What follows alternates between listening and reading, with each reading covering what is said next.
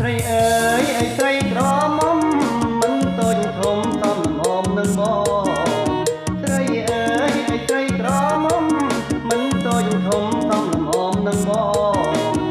ងសូមរំនឹងអូនម្ដងបងសូមរំនឹងអូនម្ដងរំនឹងអូនផងតើសំណងយ៉ាងណាប្រអូនក៏ហាលើកញ្ញាទាំងឡាយ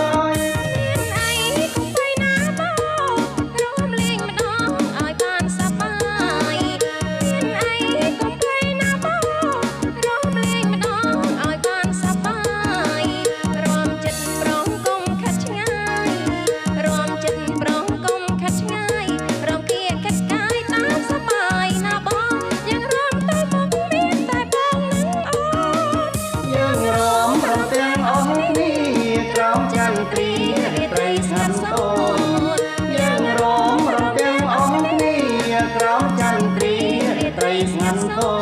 ត្រលឺតែសូរសំឡេងខនលឺតែសូរសំឡេងខនសំឡងភ័ក្រស្ងួនសួរចាប់ចិនណាស្នេហាយើងបងប្រាថ្នាជួបជាគូក៏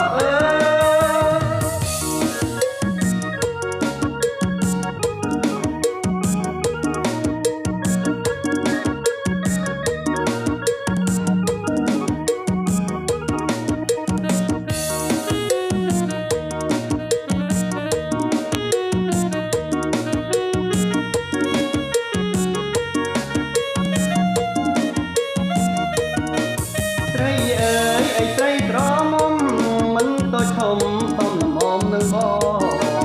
ស្រីអើយអីស្រីក្រមុំមិនតូចធំតំល្មមនឹងបងសូមរំនឹងអូនម្ដងបងសូមរំនឹងអូនម្ដងរំនឹងអូនផងតើសំណងខាងណាប្រអូនក៏ហាលើកញ្ញាទាំងឡាយមានអីកុំភ័យណាបងរំលែងម្ដងឲ្យបានសប្បាយមានអីកុំ